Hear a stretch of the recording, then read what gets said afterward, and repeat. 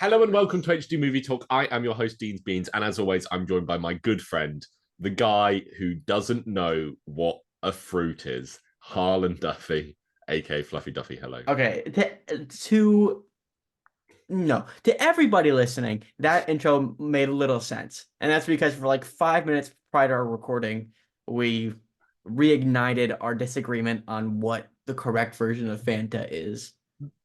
Yeah, but we're not And getting. I think I have a pretty strong argument. Okay, can we move on because I'm worried that I don't want to start this podcast off in a place Okay. where we're adversaries because I think this week more than any week we need to walk into this as brothers, as teammates. You Yeah. know, All right. Let's just. I'm really concerned. Like when watching this, okay. I'm sorry. I'm getting way ahead of myself. okay, this week, I'll start a few weeks back at the start of the year. We did a 2023 movie quiz, and I said, whoever the loser is, sorry, whoever the winner is, gets to choose what movie we talk about in the next Silver Lining. Josiah Coops won, and he chose movie 43, which is what we are talking about today. Now, the thing is, I like part of me is like, that's so cruel of him to choose movie 43. But when you think about his reasoning, I think he's 100% justified in choosing this film. Do you remember his reasoning? No.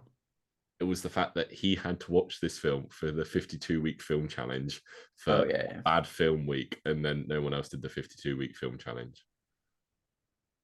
Sorry, Josiah. We appreciate you if you're listening. Yeah. He commented on my letterboxd review for movie 43 today. What did he say? Oh, Uh, I didn't letterbox it. I should he do that. said he said I'll do something that like, after "Oh, this this episode. rating is too seems too generous," and I gave it half a star. Okay, so okay, I just want to get what the movie is. Mhm. It is a series of sketches within it, like an all-star cast. Like how do these people get cast in this movie? Yeah, tell us the story, And Harlan. and it's intertwined, and it's all connected by this guy who goes to pitch a movie, and he holds the producer hostage until the movie's made. I knew this was going to happen. What? We've seen different versions of this film. That's exciting because I knew there were two versions. What? Yeah, I knew there was two. I forgot about that though. Okay, what yeah. movie did you see? So the premise of this sketch, it makes so much little sense, and I was planning on getting you to describe this part of the film because I can't even put it into words. It's like these like three guys looking on the dark internet for a film called Movie 43, and I'll go into more detail about that later. But that's the rough outline. Oh wow.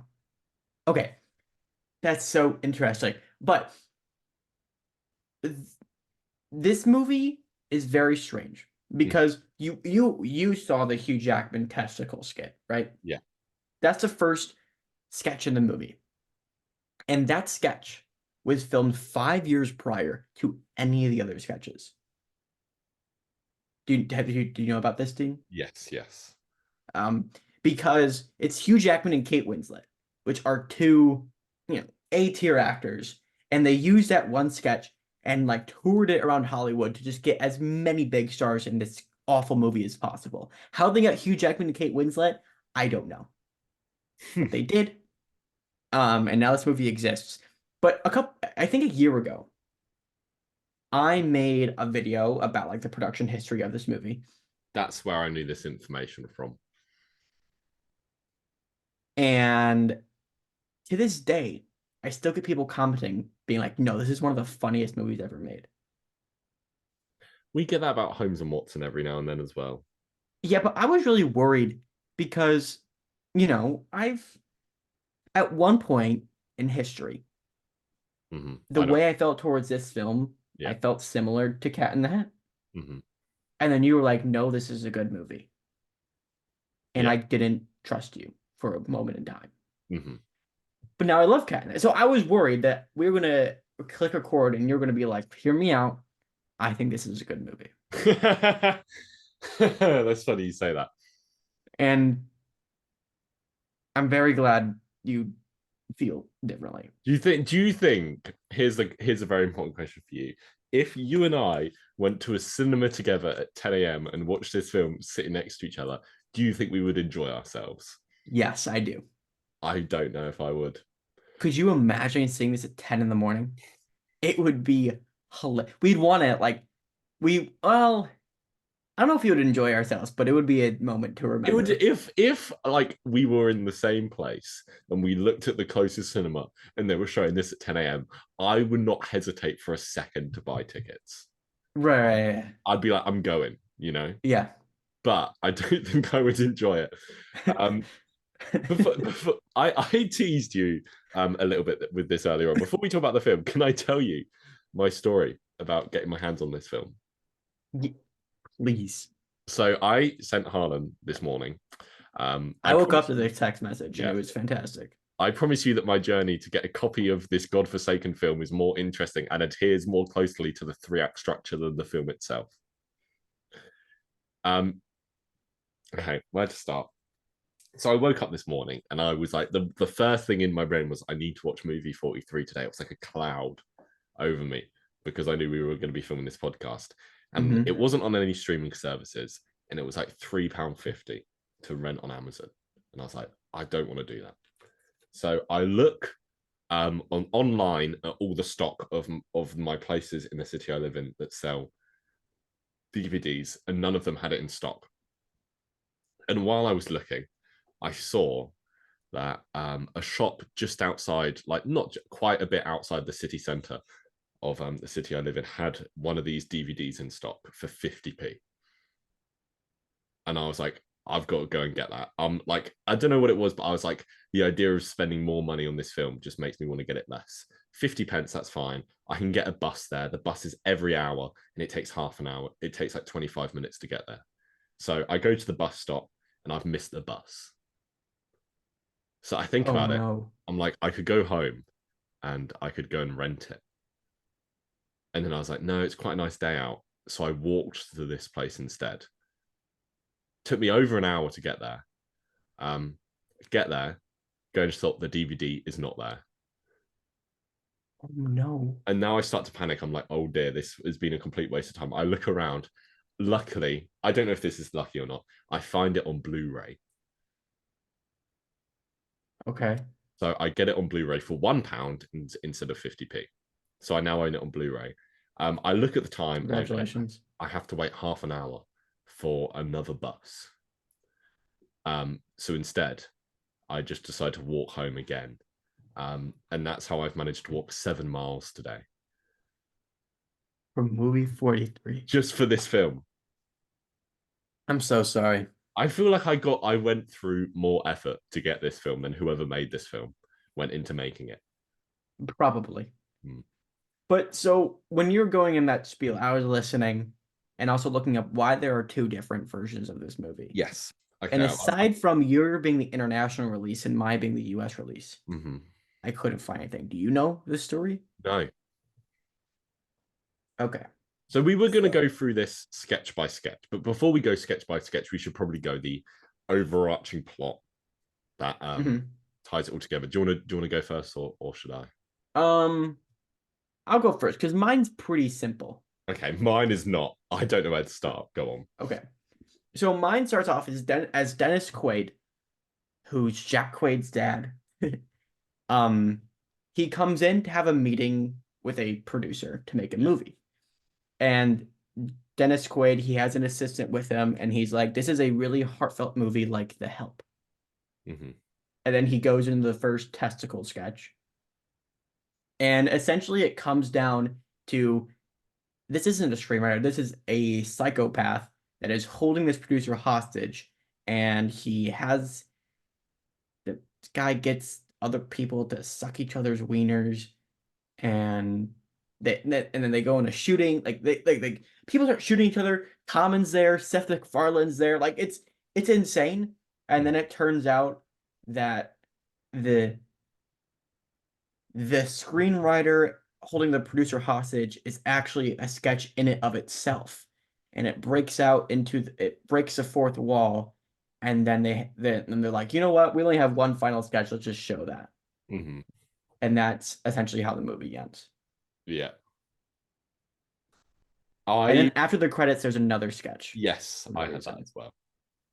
and it's not okay. Sorry, and you now you explain yours. I haven't. Okay, this is bear with me here because this is quite a complex plot compared to yours. So there's these two teenage boys, yeah, and they film this YouTube Are they video. British? No, Okay. very American. And they're like throwing stuff at a dartboard or something. And they make this video that they're like, oh yeah, this is gonna be viral. They upload it to YouTube and they start refreshing it, and they're like, what, this thing's getting so many views, and in like 30 seconds, it's gotten like 1 million views. As it goes. And like it's nighttime at this point, and then like this like 10-year-old boy's face appears on the screen, and he's like, April Fools, I tricked you, I cloned YouTube and like got them to give you loads of views to give you an April Fools, and they're like, oh, I'm gonna get you, blah blah blah. And then they hung up the video call, and they're like, oh, we need a way to prank this guy back.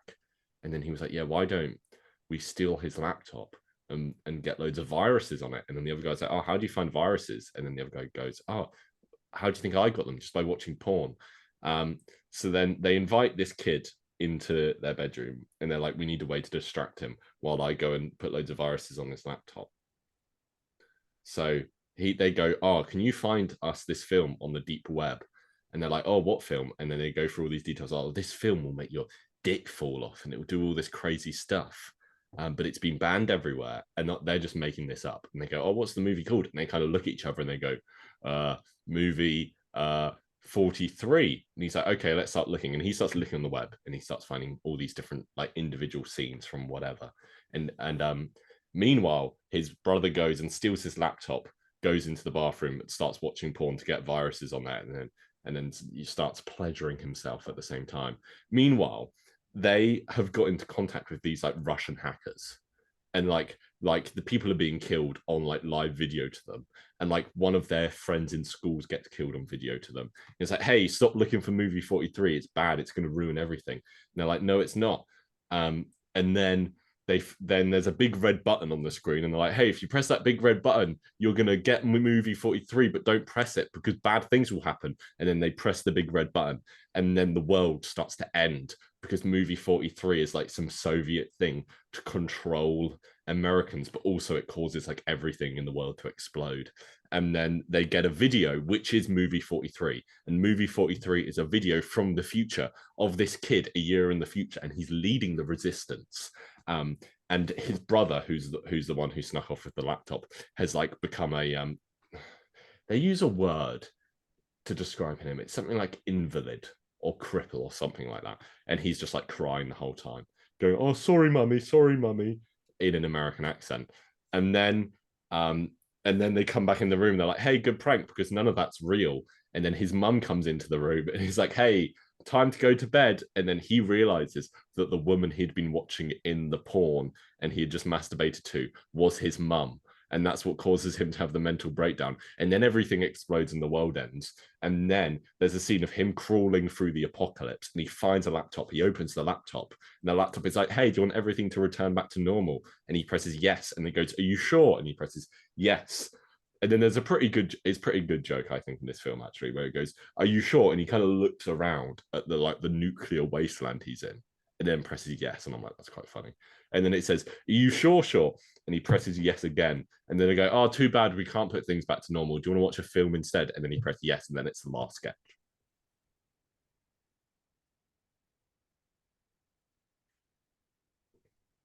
Man.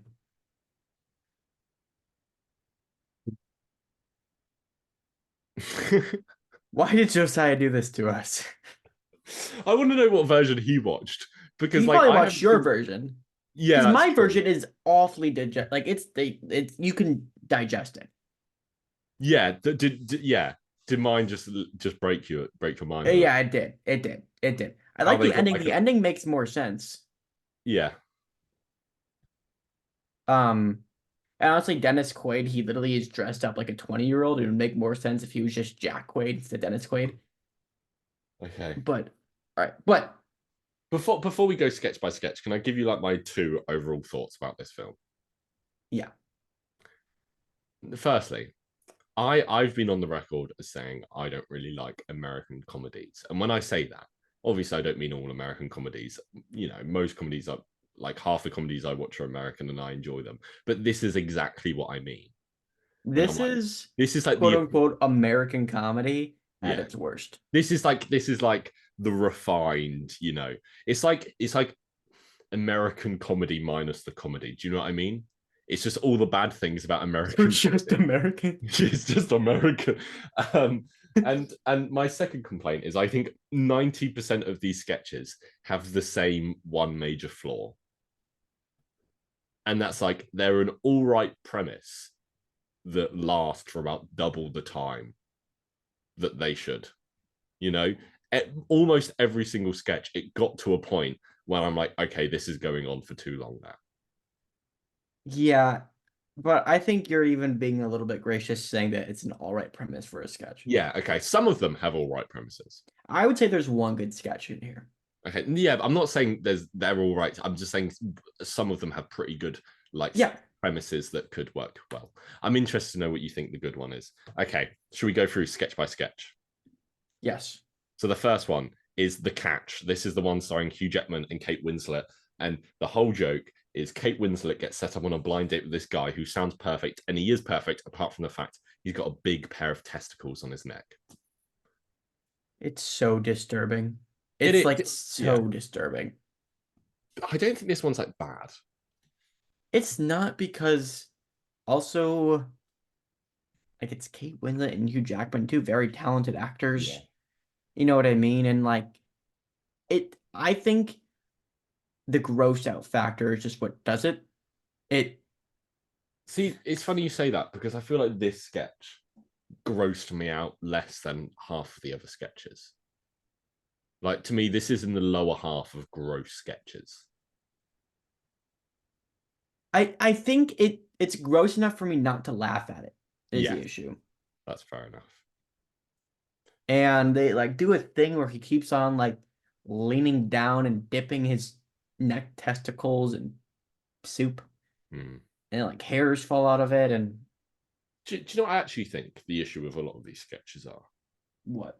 This is just one joke.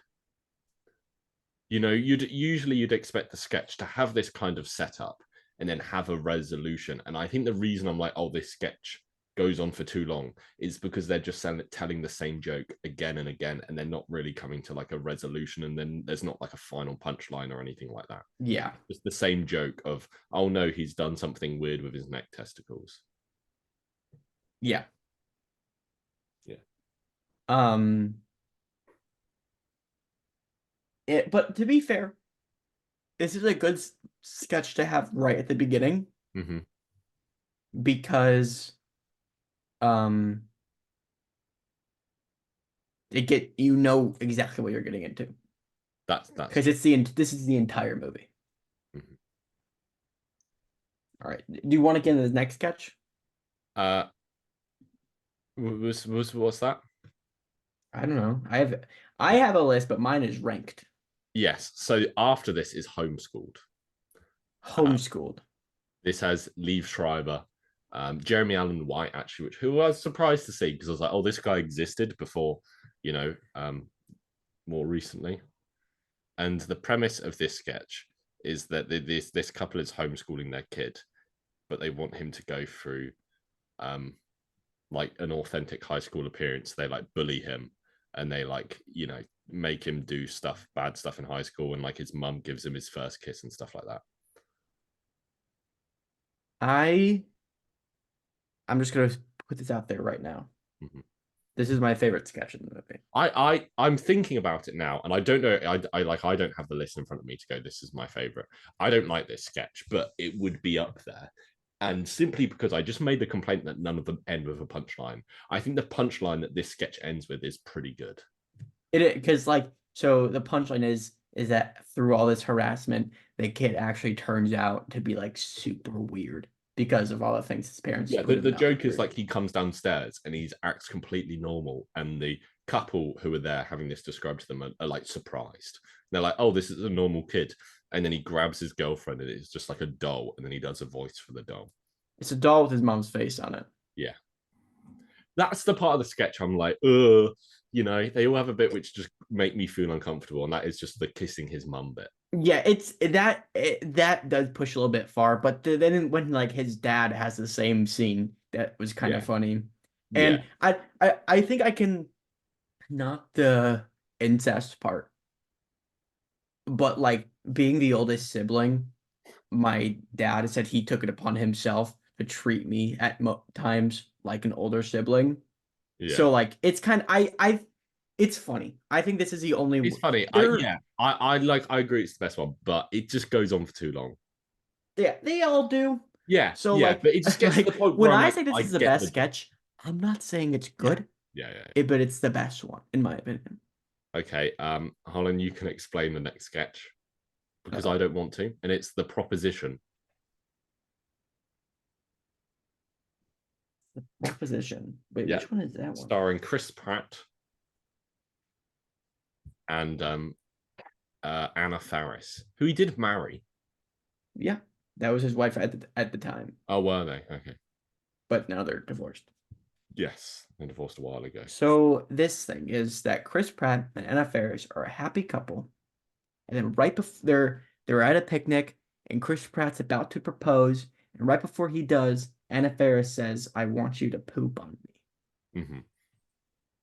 And so half the sketch is him getting ready to do this. Yeah. He's like, okay, I can do this for her. And then he like eats a bunch of burritos, takes a bunch of laxatives, and he's ready to go. And then at the moment he was waiting for, she's like, no, no, no, we have to wait a little bit. And then it's him holding his poop. And then he just goes like, can I just shit already? And then that offends her because you can't say shit because that's gross. Yeah. Just poop. Hmm. And then she storms out, and he's like, "No, babe, wait, wait." And he waddles over, and then he gets hit by a car and just like it goes everywhere. It's like I don't even know how to describe how awful it is, but it's awful. Like I, this is a little bit of a spoiler too, but this is at the bottom. This is my least favorite one. See, I would disagree, and I don't like I it. I don't this like it. this was too much for me. No, it was 100% too much for me as well. But I think, sorry, I just had to gag a little bit after saying, but I think so. This is a Chris Pratt and Anna Faris are the stars in this. I think JB Smoove is genuinely funny in this, and like he might have the best single performance in this whole film for me, just because I found his character like I just quite funny. I don't know. I couldn't get over it. Could you I not? I couldn't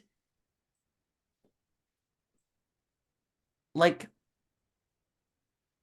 It was the over exaggerated with part the of my testicle neck.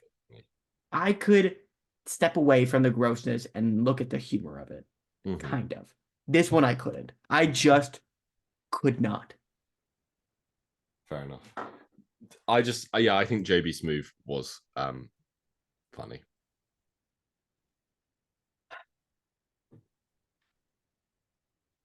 Do you know, I think it's funny when he just whips out the laxatives and he's like, and the guy's like, "Do you always carry them around with you?" He's like, "Yeah." Okay, let's move on, Okay, please. that is going at the bottom of our collumative ranking. Hmm. Next up, we have Veronica, um, which stars Kieran Culkin and Emma Stone. Um, Basically, this one is very simple, and I want to say shorter, but maybe that's just because I found it less painful. Um, of basically, Kieran Culkin works at a grocery store, and Emma Stone is like an ex-girlfriend or like a fling, and she comes up and they start arguing, and then they start talking dirty to each other, and then they argue again, and the entire time he's on the intercom. Is that what you'd call it? He's on like the Loudspeaker, yeah, intercom. Yeah, yeah. and everyone in the shop can hear, and then she storms out, and then the shop is like, "Hey, you should go chase after her." So the only good part about this sketch is when it cuts to the old people listening. Yeah, I think there's one bit I do remember liking about this, and it's when Emma Stone storms out and she goes, "See you at church." That is pretty funny, That that actually. did that did get a smile out of me. But like, I was also extremely disturbed b by everything else. Yeah, And I don't know if it's because I formed like an unhealthy parasocial relationship with Emma Stone because La La Land and Gwen, like because yeah. she's a really cool person from what we see in interviews. So I don't know if it's that, but just like it's so disturbing the things they say to each other. It's not funny for me. I can see that. I just don't. I just like personally. So at the moment we've got three sketches on our ranking. It's Homeschooled, The Catch, and The Proposition, and I'd probably put it in second place because like it's a bad sketch. It's not funny, but it's not as bad as half the others in this film. So okay, well we only have three, right? Including this Yes, one. yes. Yeah. No, four, including this one. So what are they again? The cat. So in order, we've got first place is Homeschooled, second place is The Catch, and third place is The Proposition.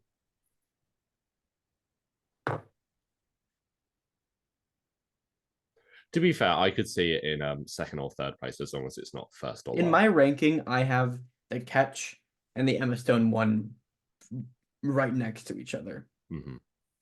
But for me, I do find the testicle neck one a little bit funnier than the Emma Stone one. Can I give you my counter argument? Sure. This one's a lot shorter. All right. That's an excellent counter argument, actually. Should we Check just made. rank them all by runtime? Because this is like walking into like public toilets, opening every cubicle. They've all been like blocked. They've all been flooded, and you just look down each toilet at just the pile of like toilet paper and poo and vomit, and you're like, no, this one smells better than this one. This is what Yeah. ranking this is like. All right. What's Okay. next? Next, we've got the Eye Babe. Okay, Um, but this isn't the full sketch. should we just talk about the full sketch as one? No, I don't think we should because I have them separate lists separately. Okay. This But one I have. it is listed as one director and writer though in like the credits. Oh, really? Yeah. What do you think? Because I think so. Like this one, the iBabe, is just like a commercial spot Yeah. essentially, Yes. and I think I don't find it funny at all. No. There's like nothing funny about it. No. It's just though the iBabe is it's just an MP3 player, but instead of an MP3 player, it's a woman, A naked. a naked woman. Yeah, that's the important part. Yeah, There's so many naked women there are a in lot. the film, and like, I don't want to sound like a prude who's like, oh, I don't like, you know, nudity in film, but none of it made me feel comfortable in this. No, You because know, you like, all of it made me squirm but I feel like this one made me squirm the most because it because was the most nudity. it was yeah, it was the most nudity, and um, there's no, they don't even try to like say it's skin. Like it opens up on just a pair of a woman's boobs. Yeah. So I think this for me, this one is below the Emma Stone Yeah. one. Yeah. Should we put it? We'll put it in fourth place between. Yeah. I'll call it I Babe one. Okay. Okay. I'm already just I've had enough. Next we have superhero speed dating. This one has a pretty stacked cast. You've got Jason Sudeikis, Bobby Cannavale, Uma Thurman, and Kristen Bell, amongst others. Do you want to just run us through what I want to say plot, but I won't give I'm gonna the. do my darn hardest. Okay. So the idea is Robin is on like a speed dating event. Yeah. And then as he's doing it, Batman comes in and just starts ruining everything. Mm-hmm. And Batman's there because there was a bomb threat. And then Super, and then no, then Lois Lane comes in, who's Mhm. played by Uma Thurman, and then like Batman's like, oh hey, look, that's Lois Lane, and he calls Superman's like, hey, Robin's on a date with Lois Lane, and Superman comes in and like wipes his semen on Robin. Mhm. It's so gross. And then Robin comes out again, and Supergirl comes out, and then Batman's under the desk looking under her skirt. And then it turns out the Penguin places a bomb, and then Robin saves the day, defeats Penguin, kisses Supergirl, but then Supergirl's actually a dude, The Riddler. the Riddler. And is that how it ends? How does it end? Yeah, it ends with with Batman saying a line which wasn't bad, and he's like, "Why'd you let me kiss him?" He's like, "I just woke up and wanted to." I can't remember what the line was. No, I that was good too. And I have this one ranked higher, technically. Yeah, what I mean, you could say this about the whole thing, but this has a pretty solid cast. This one, Solid cast. all There's those characters. superheroes, Yeah, so that's fun. It can you this believe one that Batman and Robin isn't the worst Batman film Uma Thurman is in? that's funny. Yeah, But I think considering this one already uses previously established IP, it doesn't need much of a story. It can get that's away with that. And because of that, I think some of the lazy jokes when any other circumstance would be considered more lazy, it comes off a little bit yeah. not as obnoxious here. It's still definitely obnoxious, but just because of that, it has an opportunity to be better. Hmm. How do you feel about this I one? can see that. Should we put it in second place Um, yeah. so far? Okay. Next up is another little advert, and that is Machine Kids. So, although this kind of I'm a little contradictory here, I think we should just count this as one because it makes other appearances, but Yes. it doesn't ever get like more of a full sketch. Oh, I'm sorry. Just give me one moment here. I hope you understand. Harlan just had to stop to do his B reel. It is what it is. Sorry, guys. My phone is currently being used as a camera, but I have already had B reel today actually, so we have B reels at different times. Yeah. What would you think about Machine Kids? I I like it. Yeah. I thought it was funny as somebody who like purposely rages out on inanimate objects Mhm. frequently. And people, you just No, only objects because people can get mad at you. Objects can't. yeah, yet. Yet. Um, I thought it was funny. It was harmless. Like there was, I mean, well, but like there wasn't anything too absurd. No, it works. It, In like a better sketch show, you'd be like, yeah, yeah, it's legit. exactly. If this like could work as like an SNL sketch where you're like, okay, that's what's next. And that's the thing. I think it would work. Like ironically for this sketch compared to the rest of them, I feel like this would work if you had like a big star in it and like a big personality. Yeah, I think we make it more fun. Um, are we ranking it? I think we could make it second personally. Yeah, I'm happy with that. Okay. Oh, I really don't like the next one. I don't want to. Okay. The next one was directed by Elizabeth Banks because all these sketches are mostly directed by different people. And this is middle school date. Do you want to explain it, please, Harlan? While I put my hood back up and wallow. So these two middle schoolers are at a kid's house. And then it starts out pretty innocent. They start kissing, and they're like, haha. And then like the girl takes a picture while they're kissing because like insinuate that she's gonna make fun of him. And the girl stands up to go to the bathroom. She gets her first period. Um, It's really hard to say it out loud. Um, and then when she goes You to sound go like to you're the trying to break the bathroom, news that like a family member has died to someone.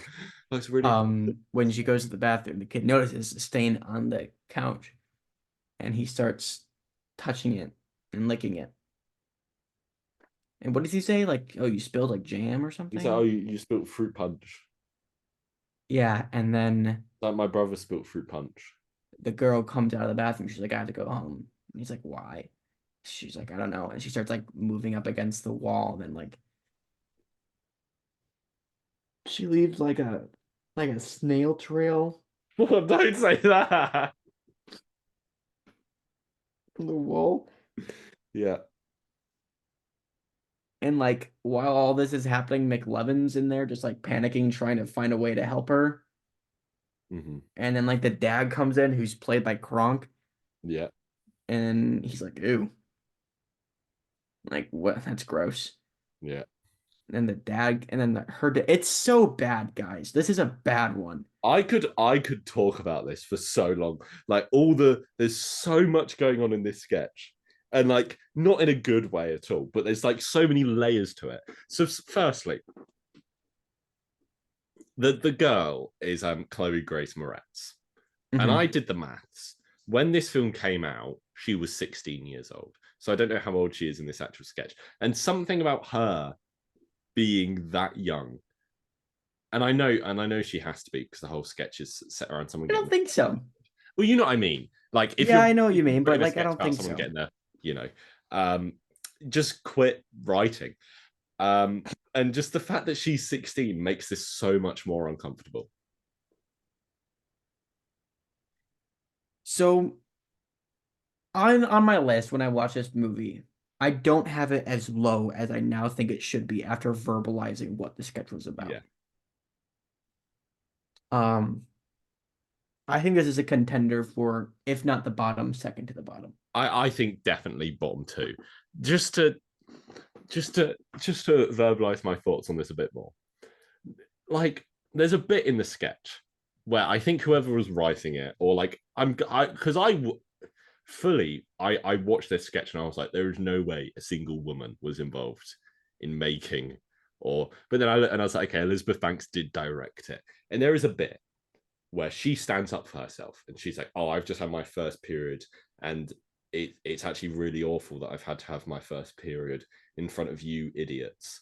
And like that line and that moment is trying to be like, oh, I know we're laughing at periods, but they're actually natural and normal, and but then it doesn't change anything that's happened in the sketch up to that point. No, and it doesn't even like she says that and it just goes right back to it. It Yeah. is it's surprising me it was directed by Elizabeth Banks because at no point did it go that I think like, oh, this is directed by a woman. The one bit, there is one bit of this I do find a little bit funny, What's that? and it's every time someone mentions a period, Patrick Warburton just goes, "Oh, gross," and I think it's just his natural charisma that made that work for me, because I guess it's weird because at some point in the sketch you're like, we're supposed to be laughing at this girl getting a period. Yeah. Then at other points of the sketch, we're laughing at these guys that don't know how to deal with period, and one of them is like pulling stuff out the kitchen drawer, and one of them is like, "What is a period?" And then the dad is like, "Oh, this is disgusting," and we're supposed to be laughing at how stupid they are, but but also we're supposed to be laughing. It just Nobody's laughing. nobody's laughing. I think this is worse. I think this is the worst. There's I no think this one's more offensive. yeah. There's no JB Smooth. There's no JB Smooth. The next one is Tampax. Is a very brief advert of a woman in a bikini, and then she goes for I feel like that's a part of the it sketch. is listed separately in the Can we? we can I count think it as that. I think it counts as the same one. I did personally. Okay. Um next we have Happy Birthday, which is directed by Brett Ratner. So if you need a reason to like this film any less, just know that Wait, which one's Happy Birthday? Gerard Butler, Leprechaun. Oh, the Leprechaun one. Yes. So it's directed by Brett Ratner, who's an awful man who directed some of the X-Men films. And it stars Johnny Knoxville. And so he slept with his roommate's girlfriend, and he's annoyed with him, but he's like, "Hey, I got you a thing to I got you a present to make up for it," and they've kidnapped a leprechaun. And the leprechaun the entire time is giving them these really graphic details because he's like tied to a chair. And then another leprechaun shows up with a pot of gold, and then they kill both leprechauns, keep the pot of gold, and then the other present is a fairy. And the fairy says, "Oh, I suck dick for gold coins." And they're like, "Hey, we just got gold coins." I have this one ranked higher Mm-hmm. because I like Johnny Knoxville. Yeah. When referring to when the leprechaun is there, it isn't an Irish person You sound so pained. because like there are more offensive sketches than this. Yeah. The thing I like about this sketch is that, like I said, both leprechauns, because there were two, both played by Jared Butler, go into such graphic detail with their insults. Yeah. And what I like is that Johnny Knoxville and whoever the other guy in the sketch is, like this is the first sketch with like a level of self-awareness, because they make jokes about, wow, these guys really are obsessed with balls. And like, Yeah. I think that level of self-awareness works because you're kind of making fun of the bad sketch. Can I make an argument? Yes. I think the reason this sketch works, at least for me, more than any other sketch, Mm-hmm. is because the type of humor, the other actor, not Johnny Knoxville, the other actor, I know things he's been in, but I wouldn't be able to know his name. But both that actor and Johnny Knoxville have made their celebrity personality is based off of graphic humor. Yeah, I get that. And so that's why, like, this one, I was like, the more absurd bits didn't irritate me as much, just because, like, when I see Johnny Knoxville's face, I expect wieners and blood and language and offensive humor. Like, you know what I mean? Yeah, I know Am what you I? mean. Like, it fits them more. It comes naturally to them. Like, I think it's less to do with you being used to it, but more to do with them being better at delivering it. Yeah, I agree. Um, I think they did edit out the best joke in this sketch, Which is and in the ends credits. it's in the credits. Yes. The fairy goes, "I suck dick for gold coin," and then Johnny Knoxville goes, "So do I." Yeah, That's a good joke. that is a good joke. But the whole bit with them fighting the leprechaun, I kind of just stopped watching for like 45 seconds until the fight was over with that. Because he shot one of them in the face. And then where did he shoot the other one? In both nipples. In both people. So one of them got shot in the heart and one of them got shot in the face. And they're both Yeah, and they're completely fine. And he goes, "Oh, you shot me in the eye." And I'm like, that's not a thing. That's called shooting you in the brain. Your eye doesn't stop a bullet. I know, like, I should be like nitpicking these dumb sketches, but that bit I was like, okay. So where do you think this lands? I think like third place. Yeah, I'm good with that. Actually, yeah. Okay, next we have the second half of iBabe. I like Go on, explain it. okay, so the second half of the iBabe is like the boardroom meeting of it. Yeah. And it turns out the company making it is getting in a lot of legal trouble because teenage boys buying this iBabe, which is a woman as an MP3 player. Yeah. Or an MP3 player as a woman. The teenage children are trying to have sex with it. And the issue is the exhaust fan that goes really fast is installed where children would go to partake in such activities. Yeah, I really like your censoring this episode because it's really difficult to do. And so a bunch they're losing their What's bits. what's the exact thing that is said multiple times in this sketch? I don't remember. It's they're getting their dicks mangled. And that I didn't like that. I didn't like that. But Nope, not good. But I think what I think this sketch works yeah. is that the CEO is like, no, but it's an MP3 player. I think this sketch works because I only just thought about this. Unlike a lot of the others, this sketch has like the straight man, or in this case, the woman, who is like exists in the real world, and it's like, no, you're all stupid. Because the Yeah. whole point is the whole boardroom is like, wow, how do we stop them from having sex with this thing? That's so weird. That why are they doing that? And she's like, I told you this was going to happen. This is obviously going to happen. And the guy and the CEO is like, I just don't get why they're doing it. Like, what are they doing? Like, you're gonna have to spell it out to me. And I'm like, that's funny to an extent. To an extent. And then the end joke is they bring out another iBabe, but instead of a white woman, it's a black woman. Yeah. That's real progressive humor for 2013. Which is war. Like that's bad. That's not good. No. Um so I think this one is better than the initial iBabe sketch. Yeah. I think there are some funny bits and there's some actual comedy in it, Yeah. but it is not good. Like if this one got like a second or third draft, it could be a good sketch. Yeah. And I think that's only true for like a couple of these so far. I will say this one I did have ranked higher, but as I talked it out and kind of I think I would put this above Superhero Speed Dating yeah, I would too. in that spot. Okay, cool. Next we have Truth or Dare.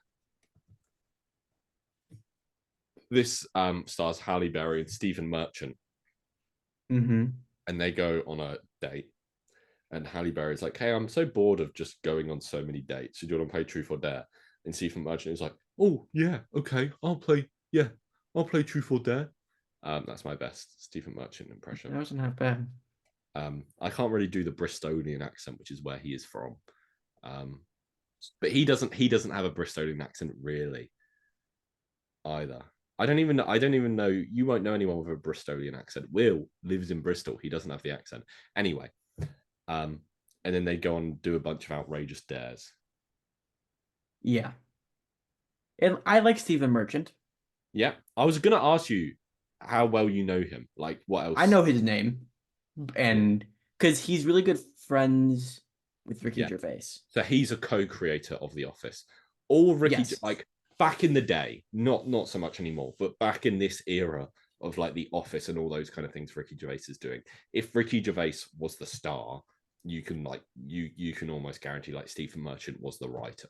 And like Ricky Gervais wrote as well, but it's kind of like it's like Simon Pegg and Edgar Wright, where help me out here. Yeah. Stephen Merchant, Ricky Gervais. Yeah. They have a third friend. That third friend had a show. Like he went around the world. Idiot Abroad. Idiot Abroad. Me and my dad watched a lot of that show. So I think that's primarily where I know Stephen Merchant from. Because Carl Pilkington is amazing. But yeah, like this guy co-created The Office. He's written some very extras. He's written some stuff in extras, which is very, very funny. I haven't seen a lot of extras. I just see a lot of clips of it online because they have like every famous British actor ever in it. Like there's a very good sketch of like Ian McKellen. It's a good sketch of Ian McKellen playing Ian McKellen and giving Ricky Gervais acting advice. And he's like, yes, how do I so act? Good. I pretend I am the man in the script. He's like, Peter Jackson ringed me and went, I want you to play a wizard. And he goes, I am not a wizard. Have you seen any of the clips of like Warwick Davis with Ricky Gervais? I don't know. I don't know. Johnny Depp has a good one in extras. Anyway, Stephen, yes, I talk about good one. Comedy for a minute. What do you think about Truth or Dare?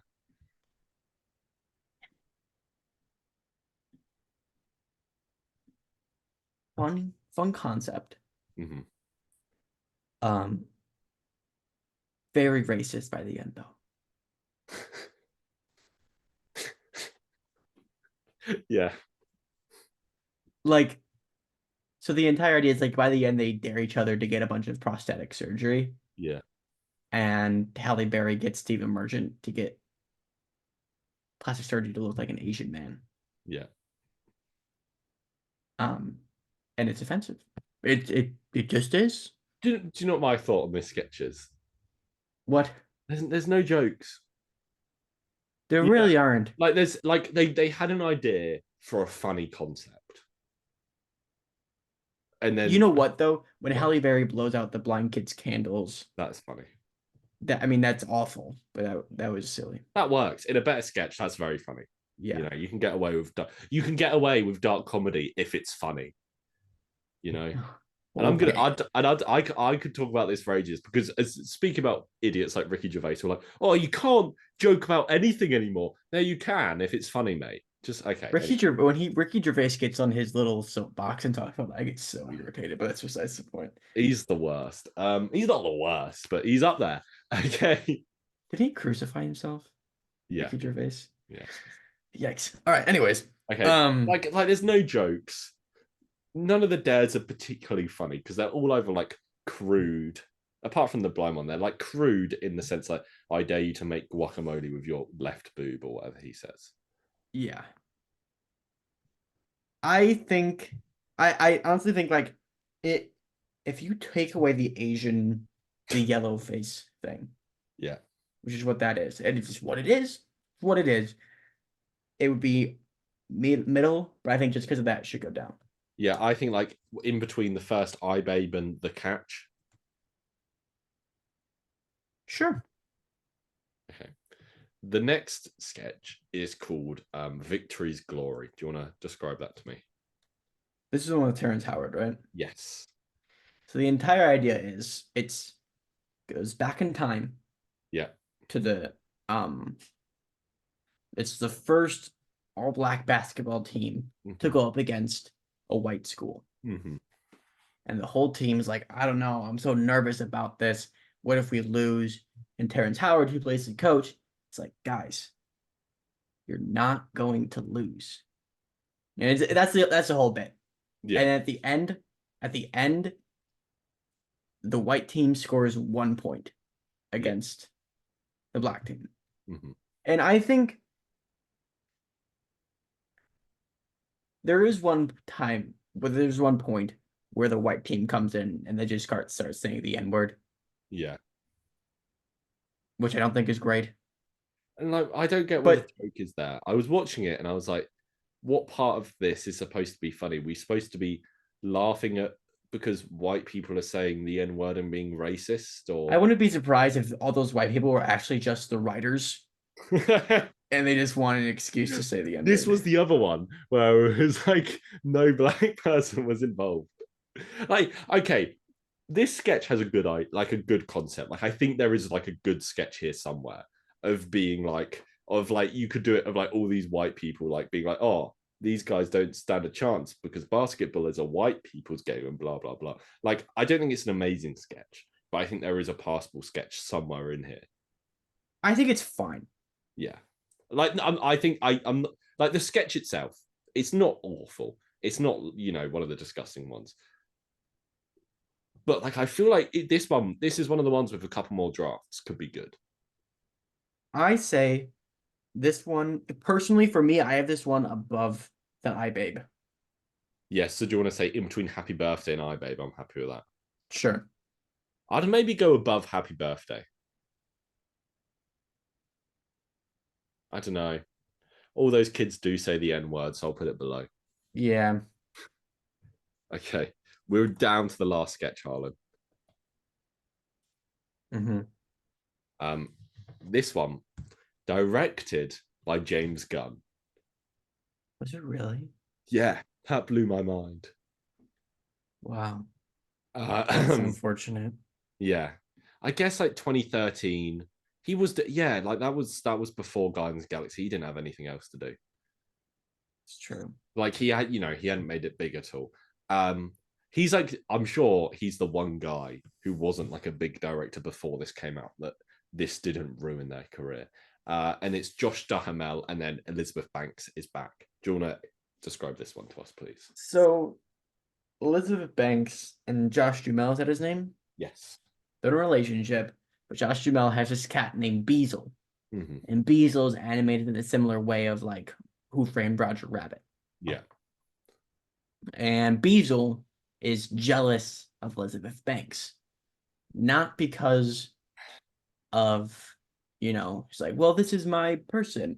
It's because Beazle is very much sexually attracted to Josh Duhamel. Yeah. And we have to see the cat pleasuring himself to pictures of Josh Duhamel. While having like explicit thought bubbles. Yeah. And I'm a cat person. Mm-hmm. I'm not shy about that. And coming from that point of view, this was very disturbing. I wasn't a fan of this one. Yeah. I'm not. You get to see cat balls a lot.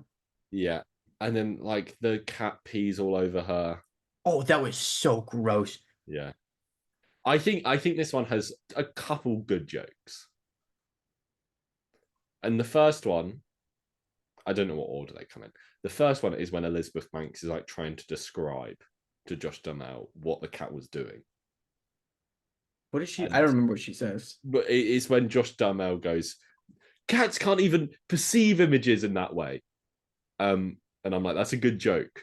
And then she's like, and then she continues it. It's like, that's not a normal cat. And he's like, what do you mean? It's just like any normal cat. And she's like, he just put a thermometer in his mouth. Like, that's a funny joke. Because that's meta, Yeah. But the rest of it, it's not all. This isn't an awful. The animation for Beazle is interesting. Yeah, James Gunn always nails that. Jesus. I would now I've seen this film. Like, obviously, it won't happen. If I ever get a chance to interview James Gunn, I would ask him about this. Oh, you'd have to. Then he'd kill you. I feel like I've seen enough of James Gunn stuff that I feel like he would answer it good naturedly. I would be like, I'm really curious. Can you just tell me how you got involved with movie 43? And that's all I would say. Where do you think this should go? I think this is a middling one. But just below the cat. No, where do you think? So I'm looking at like Truth or Dare, The Catch, Veronica, like this kind of ballpark. I think below Batman and Robin. Yeah, I think below Veronica. Which one's Veronica again? Emma Stone. Below Emma Stone? I think this one is better than the Emma Stone one. Okay. I don't hate that, so I will put it there. To be fair to James Gunn, final thought on this. I like he was 100% just doing this for a paycheck. Like, I imagine he was in that stage of his life. He just did Slither. Like, he wasn't bringing in the big bucks. And I respect that. You get these big names too. Yeah, it makes sense. But I respect. If like an actor does an absolutely awful thing and they're like, oh no, I just needed the money. I'm like, yeah, good on you. This is your job. Yeah. But then like, what's all the actors' excuses? I have a proposition for you. Don't say that. Don't bring up the proposition. Oh, I'm sorry. Should I quickly go through the ranking before we move on? Yeah. Okay. Should I go best to worst or worst to best? Best to worst. Okay. First place we have Homeschooled. Then we have Machine Kids. Then Happy Birthday. Then Victory's Glory. And then the second iBabe sketch. Then Superhero Speed Dating. Then Beazle, Veronica, The Catch, Truth or Dare, the first iBabe. And then we have The Proposition. And then we have Middle School Date. Yeah. Do you want to see what mine was? Yes, go on. So, number one, I don't have the actual full names. I just have like one so I would remember. Number one is Kevin Homeschool. Yeah. Number two is Machine Children. Yeah. Number three was Basketball. Okay. Yeah, I can see that. Number four was iBabe Full Sketch. Number five, Batman and Robin. Okay. Number six, Leprechaun. Yeah. Number seven, Beazle. Number eight, First Period. Like, oh, Because I think like I blocked it out, and then as yeah. I had to say it out loud. I'm That like, that this one is made me so uncomfortable, and I think it is just because Chloe Grace Moretz. While I was watching, like before it got to the period bit, I was like, I wonder how old she was in 2013. I googled it, and I was like, oh, she was 16. Then it was just downhill. yikes. Yeah, Then next I had Truth or Dare. Then next I had Testicle Neck, yeah, and then Emma Stone, I Babe, Poop on Me. yeah. Yeah. I can see it. I can see your ranking, but I am happy with what we've ended up with. So Dean, we're at a crossroads. Yeah. What do we We can usually do here? I don't think we've said at any point today. we can't like we can So, spend another hour recasting this movie. yeah. So this podcast is we take a film, we talk about the bad, we talk about the good, and then we fix it. We've talked about the bad. We'll talk about the good now. Now we'll try and fix it. Okay. What are you gonna say? Yeah, no, I wasn't gonna say anything. So This might be the worst movie you talked about because there's legitimately is no good. no. We mentioned like the couple of good jokes, Yeah. that sort of thing, and like a solid cast, but that's not like a good thing if you're not using them. Um, Can I give you my start of a pitch? sure. I think like a series of sketches will feel a lot more like one film if you have a fairly consistent cast throughout. Okay. Okay. You have mostly the same guys. So what I think would be interesting. Mm-hmm.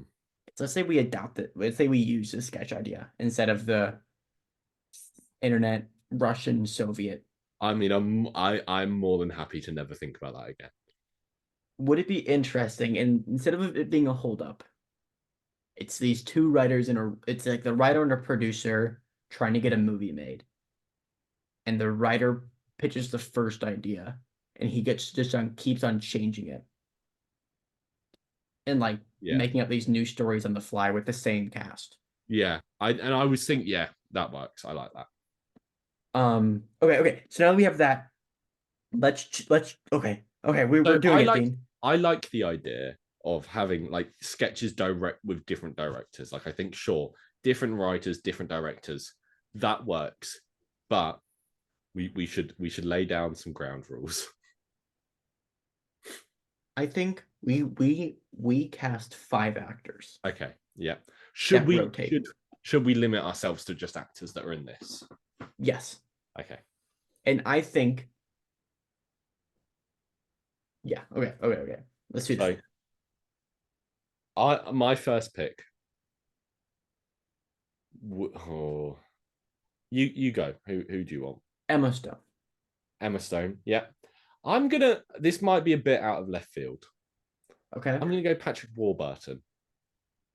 Which one's that? He's the dad. He's Kronk. Okay. Okay. Like, cool. He's a solid comedic actor. Yeah. And he elevates part of his absolutely awful sketch. Do we keep Chris Pratt?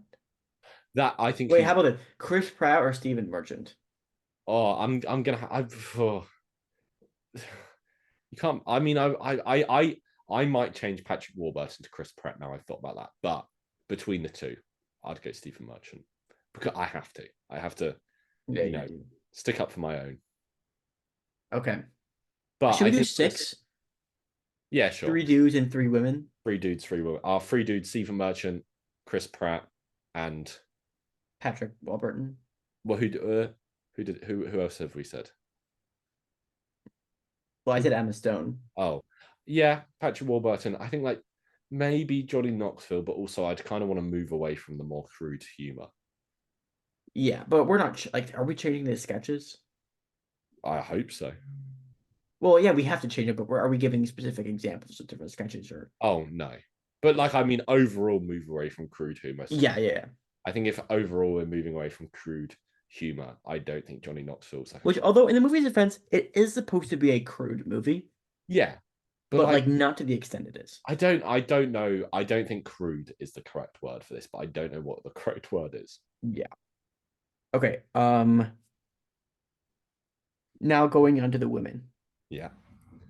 If it was modern day, I'd 100% go Chloe Grace Moretz. But I don't. Can we do Yeah. that? I don't think Should we we say do need a like. I don't know. like Kristen Bell? Kristen Bell. Yeah, I like that. She's good. And then like I'm looking. There's Kate Winslet, Halle Kate Winslet. Berry, There are good guys. Like loads there's of more good things. men like Jason Sudeikis. But he's not good in this. I'd say maybe like Elizabeth Banks. Yeah, I'm trying to think of like naturally. Not that Kate Winslet or Halle Berry aren't comedically talented, but people I mean, I'm comedian not the biggest Halle actresses. Berry fan, you know. I mean, she's won an Oscar, to be fair, Which she has, but but she this isn't the first one of her films we're talking about in The Silver Lining, and it's also not her second. This is her third. I don't know if any actor. I don't have wait, to, is Catwoman what else? X-Men Last 3. Stand? Yeah. Yeah. What happens Um, to a toad when it gets struck by lightning? The same as everything else. That's an X-Men one, but it's still a funny line. Continue. um, so we have Emma Stone, Kristen Bell, and the last one, I would argue Elizabeth Banks. I agree. Elizabeth Banks. Okay. So that is our rotating cast. Mm-hmm. And like you can chuck guest stars in. Yes. It's just like what are other like just like Tim Robin, like I think you should leave. Have you Yeah. seen that? Yeah. Or just like what's your mom's house? That's what it's called? Oh no, what's it called? Auntie Donna's Big Old House of Fun. Yeah, that one. Yeah. Because they have rotating stars like Jerry Seinfeld. Yeah.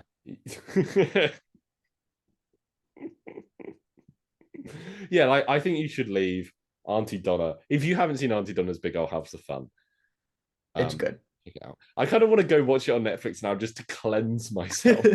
I feel like I need to cleanse after this film. All right.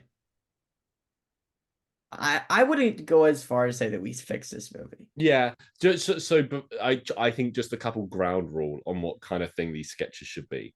Like, Okay. what do you think the limit with like crudeness and nudity and like grossness is?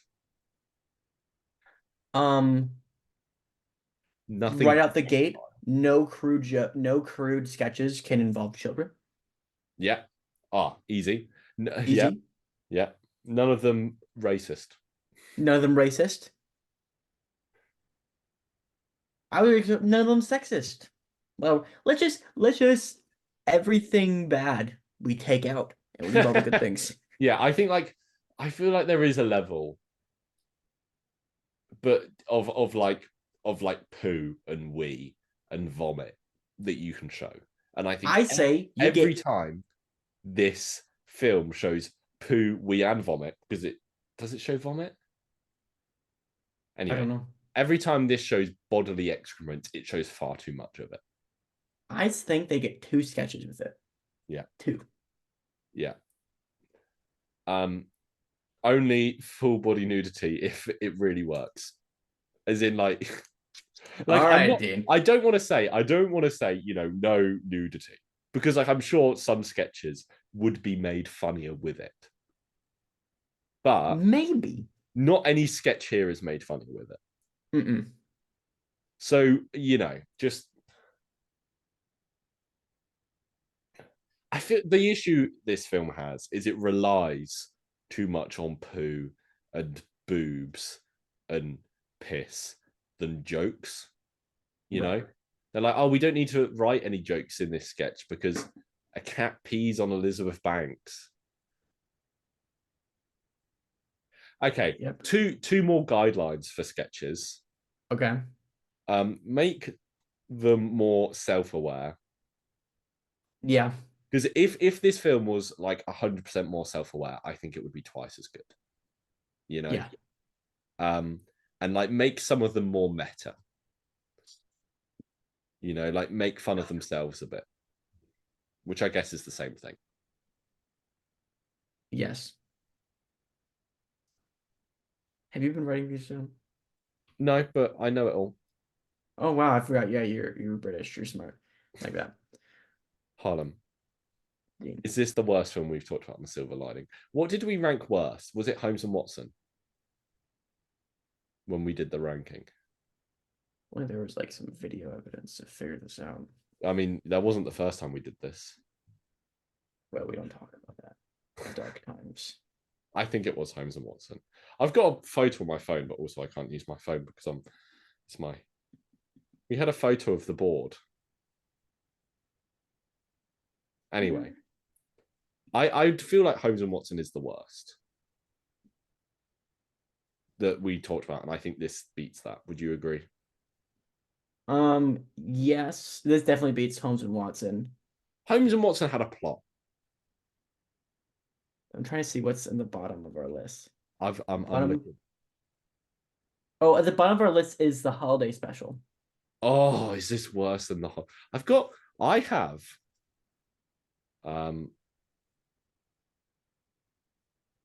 7 photos of you and this whiteboard with our film rankings on. Oh yeah. Oh, Holmes and Watson is 4 from the bottom. Is this worse than the holiday special? Yes. Yes, it is. Yeah. Is it worse than Catwoman? Yeah. Yeah, it is. All those films had like a vision, you know? Mm-hmm. This did not have a vision. Who thought that, you know, Madam Paul Web Bettany would was not be in the this once. worst film I watch in this month? That's saying a lot. And like right at the end too. Yeah, it's the worst film we've talked about on this podcast. Yeah. Is there anything more to say? I hope not. I hope not. You know, actually, wait, hold on. Oh, we need to write one more sketch. We should at least have a sketch. Go on, what's your idea? All right, so hear me out. Let me pull this out. Yeah. This one should have a guest actor, I think. So Chris Pratt. Yeah. He's played many iconic characters. Yeah. And through that, he has mastered many voices. Yeah. So instead of the Poop on Me sketch taking place in America, instead of him eating burritos. Oh, don't talk about it. Was just the fake stomach noises gone. It actually takes place in Italy. Okay. Do you want to know what that would sound like?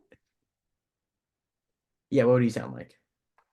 It's me, I'm a Mario. And then what would he say afterwards and then thinking about chocolate? JB Smoove, we have Jared Leto. Yes. I would only accept this if the sketch ends with all the actors coming on stage and just beating the crap out of him. Mamma mia, it's me. Please, you here are some laxatives. You can go poo on your your girlfriend. I think there is. I don't want to talk about this anymore. Okay, thanks for listening, guys. Adios. What will we be talking about next week? I don't know. I have zero idea, but I would put every single thing I own on the fact that it will be better than what we've talked about today. Hopefully. If it's not, it's going to be the last episode of the podcast. I don't know what else. Yep, confirmed. Thank you for listening, and we'll see you next week. Bye, Josiah. Bye, Josiah.